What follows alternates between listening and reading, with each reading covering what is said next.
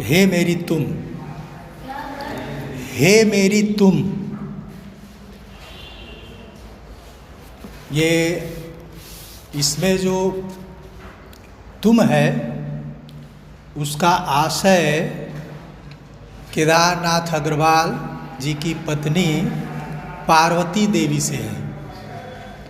हे मेरी तुम उनकी कविताओं का एक संकलन है जो पत्नी को संबोधित कविताएं हैं। केदारनाथ अग्रवाल ने प्रेम से संबंधित ढेर सारी कविताएं रची हैं। उनका जो प्रेम है वह स्वकीय प्रेम है। शास्त्रीय शब्दावली में दाम्पत्य प्रेम है, पत्नी प्रेम है। अपनी एक कविता में वो कहते हैं कि मैंने प्रेम अचानक पाया, गया ब्याह में युवती लाने, प्रेम ब्याह कर संग में लाया। यह जो प्रेम है वह विवाह के बाद विकसित होने वाला प्रेम है, जो जीवन की विकट परिस्थितियों में उत्कर्ष को प्राप्त होता है। केदारनाथ अग्रवाल ने इस जो कविता संकलन है हे मेरी तुम, उसकी भूमिका में लिखा है कि उनकी छोटी बेटी थी जिसका नाम किरण था। दुर्भाग्य से वो बेचारी, दो बिचारी शब्द का इस्तेमाल इसलिए कर रहा हूँ कि 2 बार वो विधवा हो गई थी। पहली बार विधवा हुई तो उसका पुनर्विवाह हुआ। उसी समय केदारनाथ अग्रवाल ने कुछ गमलों में गुलाब के फूल लगाए और क्रोटन भी लगाया। क्रोटन जो ये रंग बिरंगी पत्तियों वाला जो पौधा होता है उसको क्रोटन कहते हैं, लोक में करोटन भी बोलते हैं उसको। और उनका ये कहना है कि ये जो मैंने फूल पौधे थे वो भी एक तरह से हमारी बेटी के विवाह में सम्मिलित हुए। और जैसे जैसे वो पौधे बड़े होते गए, कवि का उनके परिवार का उनसे लगाव होता चला गया। और जब वो बड़े हुए तो उनको उन्होंने ज़मीन में रोप दिया। जब ज़रूरत होती थी तो उसकी कटाई छटाई वो करते थे, फिर वो फूल फिर से एक तरह से जवान हो जाते थे।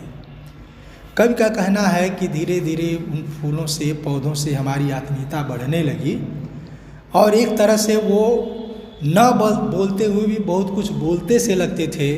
तो एक तरह से कवि उनसे बोलने बतियाने लगा, अपनी बात कहने लगा, उनकी बात सुनने लगा। और उम्र बीतने के साथ साथ एक स्थिति ऐसी आती है कि घर में केवल पति पत्नी ही रह जाते हैं। वही एक दूसरे की बात सुनते हैं और अपनी बात दूसरे से कहते हैं। उन बातों में व्यक्तिगत जीवन की भी बातें होती हैं और जीवन और जगत की बातें भी होती हैं। कवि ने जीवन, जगत और व्यक्तिगत अपने जीवन के दुख दर्दों को, अन्य बातों को अपनी पत्नी के साथ बांटा है। इस कविता को या इन कविताओं को सुनने वाली या जिनको कहते हैं पहली श्रोता उनकी पत्नी पार्वती देवी हैं। कहने को तो ये दाम्पत्य प्रेम की कविताएं हैं, लेकिन जैसे प्रगतिशील कविता की जो प्रेम कविताएं होती हैं उनकी विशेषता यह है कि वो व्यक्तिगत होते हुए भी गहरी सामाजिकता लिए हुए होती हैं। इन कविताओं में भी वह गहरी सामाजिकता देखने को मिलती है। तो उन कविताओं में से 3 कविताएं यहाँ हैं। तुम्हारे जो पाठ्यक्रम में है उसमें केवल हे मेरी तुम लिखा हुआ है, तो हम लोग तीनों कविताओं पर बातचीत कर लेंगे। तो हे मेरी तुम, वृद्ध हुए हम, क्रुद्ध हुए हम,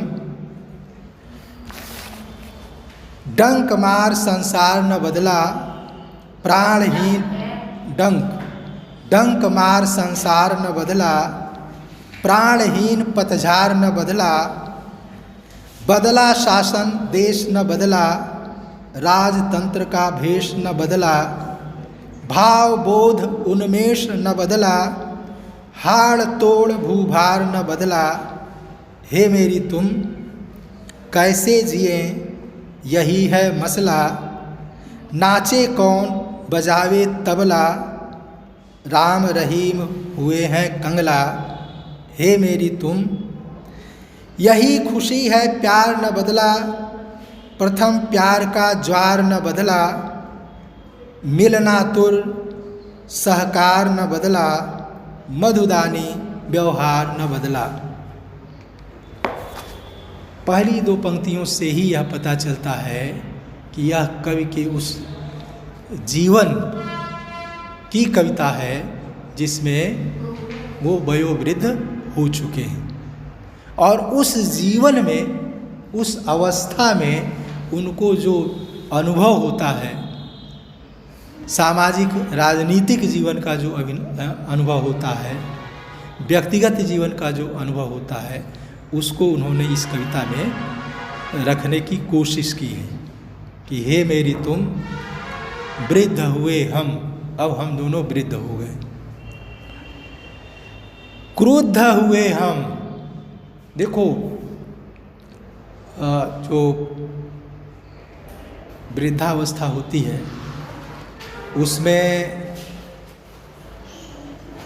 जो स्वभाव होता है वृद्धजन का, वो कुछ चिड़चिड़ा हो जाता है, उनको गुस्सा बहुत जल्दी आता है और वो गुस्सा किसी भी मामले पर आ सकता है, यहाँ तक कि वो गुस्सा इस डस्टर पर भी आ सकता है।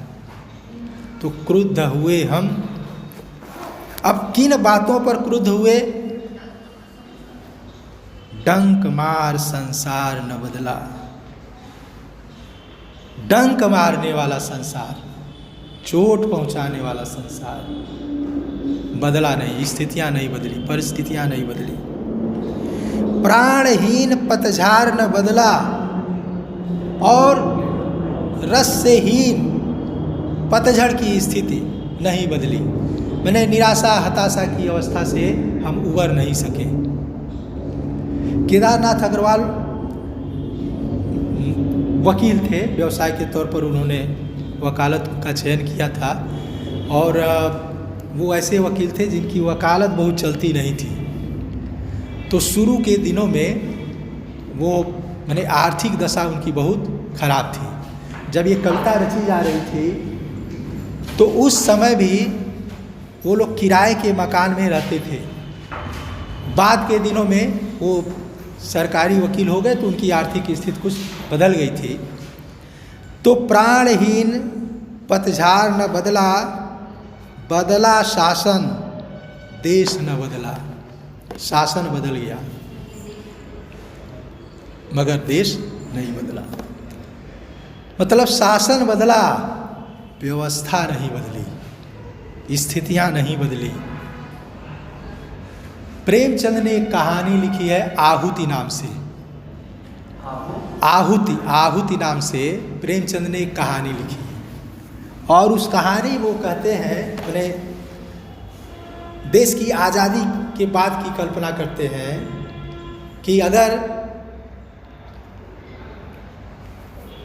जान की जगह कोई दूसरा भारतीय व्यक्ति शासक हो गया तो कोई फर्क नहीं पड़ता है। मैंने जब तक व्यवस्था नहीं बदलती है तब तक शासन बदलने से कुछ होता नहीं है। बदला शासन, देश न बदला। पिछली कक्षा में मैंने बताया था कि आज़ादी को लेकर लोगों के तमाम सपने थे और आज़ादी के कुछ दिनों के बाद उस आज़ादी के सपने से लोगों का मोहभंग हो गया। जो एक कल्पना थी कि देश आज़ाद होगा तो ऐसे ऐसे ऐसे ऐसे होगा, वैसा कुछ हुआ नहीं, दिखा नहीं। तो वही दर्द यहाँ कविता में व्यक्त हो रहा है कि बदला शासन, देश न बदला, राजतंत्र का भेष न बदला। प्रजातंत्र कहने मात्र को है लेकिन इसका वास्तविक जो रूप है वो बहुत कुछ राजतंत्र जैसा ही है।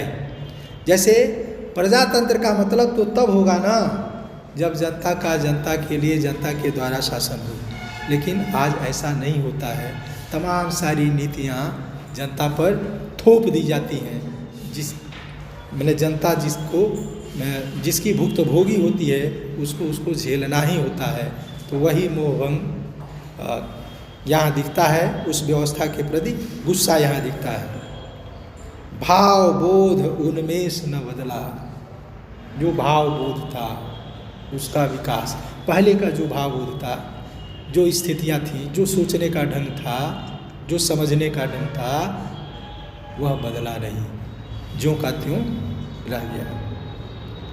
हाड़ तोड़ भूभार न बदला, हाड़ तोड़ भूभार, धरती का भार, हाड़ तोड़ने वाला धरती का भार। यहाँ हाड़ तोड़ता कौन है? मजदूर तबका। वो मजदूर तबका जो धरती का भार उठाए फिरता है, उस मजदूर तबके को हाड़ तोड़ मेहनत से फुर्सत नहीं मिली, राहत नहीं मिली। हे मेरी तुम कैसे जिए, यही है मसला, कैसे जिए यही है मसला। देखो, कभी उस मेहनत कश वर्ग में शामिल नहीं है, लेकिन जब वो बात कर रहा है कि कैसे जिए यही है मसला, तो यहाँ कवि अपनी व्यक्तिगत सीमा से बाहर जाकर श्रमशील जनता के साथ जुड़ जाता है। कैसे जिए यही है मसला, नाचे कौन बजाए तबला। कौन खुशियाँ मनाए, आज़ादी की खुशियाँ मनाए, सुख की आनंद की खुशियाँ कौन मनाए, आनंद की कोई स्थिति नहीं। राम रहीम हुए हैं कंगला, राम और रहीम दोनों कंगाल हो चुके हैं। देखो, राम के साथ रहीम को जोड़ा। यहाँ कवि एक तरह से संप्रदाय निरपेक्ष होकर के अपनी बातें करता है कि चाहे हिंदू हो चाहे मुसलमान हो, गरीबी सबके लिए एक सच्चाई की तरह से है। हे मेरी तुम यही खुशी है, प्यार न बदला। अभी भी प्यार है एक दूसरे के प्रति और समाज के दूसरे लोगों के प्रति, मनुष्य का मनुष्य के प्रति प्रेम अभी विद्यमान है। यह खुशी की बात है। प्रथम प्यार का ज्वार न बदला।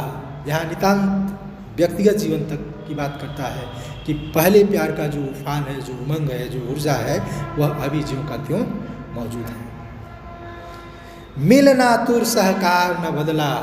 मिलन के लिए आतुर सहकार, साथ बराबर एक दूसरे की चाह बनी रही। मधुदानी व्यवहार न बदला। एक दूसरे के प्रति मधुर व्यवहार नहीं बदला, वो ज्यों का त्यों बना है। मने वृद्धावस्था तक कवि का जो दाम्पत्य प्रेम है वह निरंतर विकसित होता चला गया है, निरंतर वह बना रहा है। कवि इसकी बात यहाँ करता है। रामविलास शर्मा और केदारनाथ अग्रवाल गहरे मित्र थे और दोनों के बीच दोनों ने को मैंने लंबी आयु मिली थी और दोनों ने एक दूसरे को ढेर सारे पत्र लिखे। वो पत्र 2 खंडों में मित्र संवाद नाम से प्रकाशित है। उन पत्रों को पढ़ने से ये पता चलता है कि केदारनाथ अग्रवाल का अपनी पत्नी के साथ बहुत गहरा प्रेम था। जैसे एक पत्र में वो लिखते हैं कि तुम्हारी भाभी साहिबा प्रयागराज में है, न जाने कब लौटे, उनकी कमी महसूस हो रही है। सच पूछो तो उन्हीं को प्यार करने का जी चाहता है और इन्हीं मना स्थितियों में मैंने पिछली कविताएं रची हैं और खुलकर ये बात मैं लिख रहा हूँ, इसका तुम बुरा न मानना।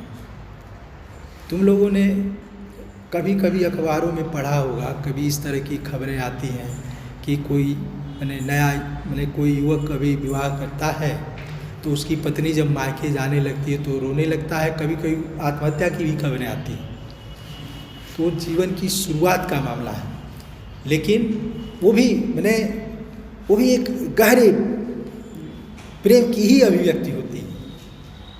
लेकिन यहाँ एक लंबा जीवन बीता है और उसके बाद कई मैंने केदारनाथ अग्रवाल कह रहे हैं कि मिलना तुझ सहकार न बदला और मधुदानी व्यवहार न बदला। व्यक्तिगत जीवन का प्रेम और सामाजिक जीवन का प्रेम इस कविता में व्यक्त है और राजनीतिक स्थिति के प्रति मोहभंग या क्रोध का भाव यहाँ देखने को मिलता है।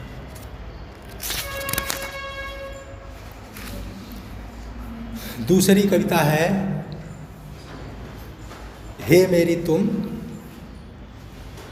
हे मेरी तुम सब चलता है लोकतंत्र में, चाकू जूता मुक्का मूसल और बहाना। हे मेरी तुम भूल भटक कर भ्रम फैलाए, गलत दिशा में दौड़ रहा है बुरा जमाना। हे मेरी तुम खेल खेल में खेल न जीते, जीवन के दिन रीते बीते, हारे बाजी लगातार हम, अपनी गोट नहीं पक पाई, मात मोहब्बत ने भी खाई। हे मेरी तुम आओ बैठो इसी रेत पर, हमने तुमने जिस पर चलकर उम्र गंवाई। लगभग उसी मनस्थिति की कविता है इसमें भी। हे मेरी तुम सब चलता है लोकतंत्र में सब चलता है, माने सब संभव है, कुछ भी संभव है। चाकू जूता मुक्का मूसल और बहाना, तरह तरह के बहाने, कभी कोई बहाना जिसकी आड़ में जनता को धोखा दिया जा सकता। व्यवस्था जिन बहानों की आड़ में जनता को धोखा देती है उनको बरगलाने का काम करती है। हे मेरी तुम भूल भटक कर भ्रम फैलाए, गलत दिशा में दौड़ रहा है बुरा जमाना। भूल भटक कर भ्रम फैलाए, मैंने जो एक लक्ष्य होना चाहिए था उस लक्ष्य को, यहाँ जब हम लक्ष्य की बात करते हैं तो भारत का अपना एक संविधान है। संविधान की प्रस्तावना में संविधान का लक्ष्य छिपा हुआ है। उस लक्ष्य को भूल करके गलत दिशा में जमाना भागता हुआ चला जा रहा है। जमाने की दिशा, इसमें एक तरह की सभ्यता समीक्षा भी है। महात्मा गांधी ने आधुनिक सभ्यता को शैतानी सभ्यता कहा था।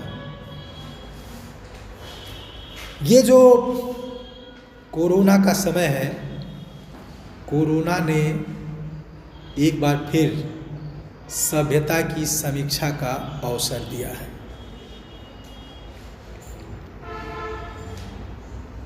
कि हम विकास की जिस दिशा में दौड़ रहे हैं, जिस अंधी दौड़ में शामिल हैं, ठहर कर उस पर विचार करने की ज़रूरत है कि क्या वह दिशा सही है कि नहीं है। तो भूल भटक कर भ्रम फैलाए, गलत दिशा में दौड़ रहा है बुरा जमाना। वो खुद तो लक्ष्य से भटका ही है, लोगों में तरह तरह का भ्रम भी फैला रहा है कि ऐसा करने से ये होगा, इस नीति से आपका ये लाभ होगा, उस नीति से आपका वो लाभ होगा। हे मेरी तुम खेल खेल में खेल न जीते। देखो ये बहुत गंभीर बात है कि खेल जीवन के प्रति एक अलग तरह की दृष्टि पैदा करते हैं। कोई भी खेल खेलो तो एक बार तुम्हारी जीत होती है, एक बार तुम्हारी हार होती है। मतलब खेल यह सिखाता है कि जीवन है तो हमेशा तुम सफल नहीं होगे, तुमको सफलता भी मिलेगी असफलता भी मिलेगी। खेल में एक ही खिलाड़ी, देखो अब मैं क्रिकेट वगैरह के खेल की बात नहीं कर रहा हूँ, जो आम तौर पर ग्रामीण जीवन में जो खेल होते हैं, गांव मोहल्लों में जो खेल होते हैं, कि कबड्डी हो रही है, जो आज तुम्हारे पाले में है कल वो दूसरे पाले में होगा, और ऐसा नहीं है कि आज जो तुम्हारे पाले में है कल दूसरे पाले में होगा तो तुम्हारे साथ मित्रता का निर्वाह करेगा, ऐसा नहीं है। जब वो खेलेगा तो एक खिलाड़ी के ही भाव से खेलेगा। जीवन में ऐसा भी होता है कि किसी एक मुद्दे पर कोई तुम्हारे साथ होता है, किसी दूसरे मुद्दे पर कोई तुम्हारे विरोध में होता है, लेकिन जब तक यह भावना बनी रहती है उसी को खेल भावना कहते हैं, उसी को खेल का जीतना कहते हैं। जैसे तमाम प्रतियोगिताएं होती हैं जिसमें जीतने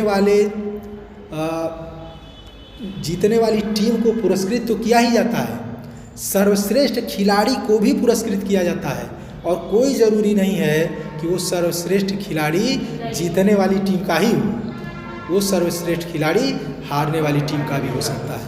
और जो पूरी खेल भावना के साथ खेलता है, अच्छा खेलता है, उसको पुरस्कृत किया जाता है।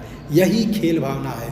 तो जब तक खेल में खेल जीते तब तक समझो व्यवस्था ठीक काम कर रही है। खेल में अगर खेल न जीते, कुछ और जीते, तो इसका मतलब व्यवस्था काम नहीं कर रही है। तो खेल में खेल न जीते, जीवन के दिन रीते बीते, खाली ही जीवन के दिन बीतते चले गए। हारे बाजी लगातार हम, अपनी गोट नहीं पक पाई।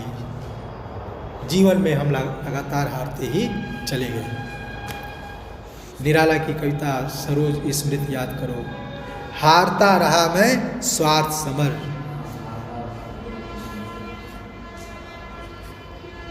हारे बाजी लगातार हम, अपनी गोट नहीं पक पाई, अपना काम सिद्ध नहीं हो पाया। मात मोहब्बत ने भी खाई, और जगह जगह प्रेम की हार होते हुए भी दिखाई पड़ी। हे मेरी तुम, आओ बैठो इसी रेत पर, हमने तुमने जिस पर चलकर उम्र गंवाई। निराला की एक कविता याद करो, निर्झर स्नेह निर्झर बह गया है, रेत ज्यों तन रह गया है। समय बीता हुआ समय, उस कविता का जो अंतिम बंद है वो बहुत महत्वपूर्ण है। निराला लिखते हैं, अब नहीं आती पुलिन पर प्रियतमा, श्याम तृण पर बैठने को निरुपमा। बह रही है हृदय पर केवल अमा, मैं अनश्वर हूँ यही कवि, मैं अलक्षित हूँ यही कवि कह गया है। यहाँ कवि की प्रियतमा उसके साथ मौजूद है, और कवि उसी के साथ अपना सुख दुख बांटना चाहता है कि हे मेरी तुम, आओ बैठो इसी रेत पर, हमने तुमने जिस पर चलकर उम्र गंवाई। उस रीत पर पाटी पर, उस जीवन पर, उस समय पर, परिस्थितियों पर जिनके बीच इन्होंने अपना समय बिताया है, कवि कहता है कि आओ बैठकर हम एक साथ उस पर विचार करें।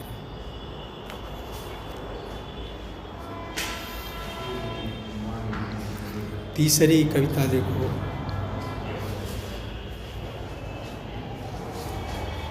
हे मेरी तुम, माली कैंची लिए कतरता है गुलाब की डालें, डालें नहीं कतरता है जैसे मेरी बाहें, मैं भरता हूँ आहें।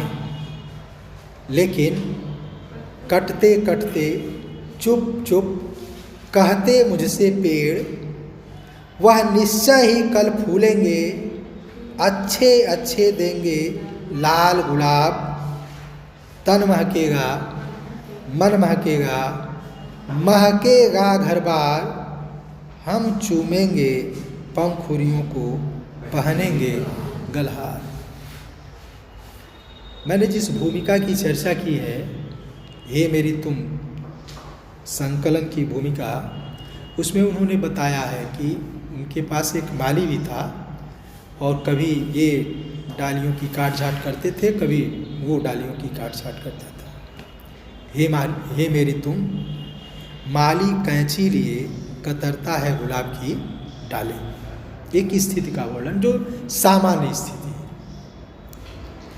डाले नहीं, कतरता है जैसे मेरी बाहें, मैं भरता हूँ आहें। यह कवि की अतिशय संवेदनशीलता है कि उन फूल पौधों के साथ कवि की इतनी आत्मीयता है कि उसकी डालें भी कवि को अपनी बाहों जैसी नजर आती है। रामकृष्ण परमहंस का नाम तुम लोगों ने सुना होगा। रामकृष्ण परमहंस। रामकृष्ण परमहंस एक बार बाजार में गए और उन्होंने देखा कि एक इक्के वाला